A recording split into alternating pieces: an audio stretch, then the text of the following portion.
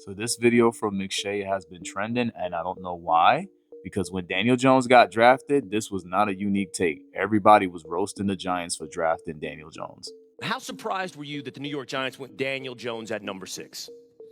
I wouldn't say surprised as much as disappointed for Giants fans. I mean, if you watch the tape, this guy, listen, I've sat in a room with him. I've sat with David Cutcliffe, and he's explained how much he loves him, how smart he is, and he's a good guy. His teammates love him.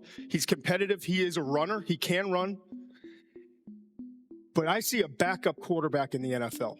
And when you look at him, he's slow to process at times, inconsistent decision maker.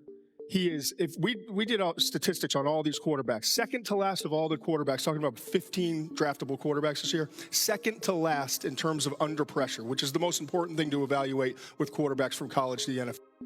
So for anybody that knew about PFF back when Daniel Jones was drafted, they had him ranked as the 5th best quarterback in that class.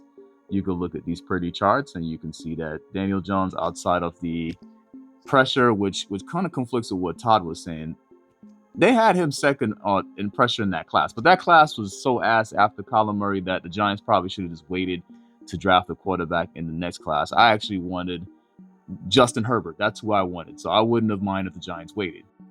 So an interesting thing about this article about Daniel Jones and his draft profile is peep the date and peep what PFF said. Jones is a 3rd-round prospect who is likely to be overdrafted. Interesting. So a lot of Giants fans to this day are still cursing Dave Gettleman for drafting him, especially after trading Odell Beckham. But at the end of the day, you hired a second GM, and the second GM re-signed him. So everybody's saying that he is now Joe's quarterback. But I disagree. He was never Gettleman or Joe's quarterback. I feel like he was always John Mara's quarterback.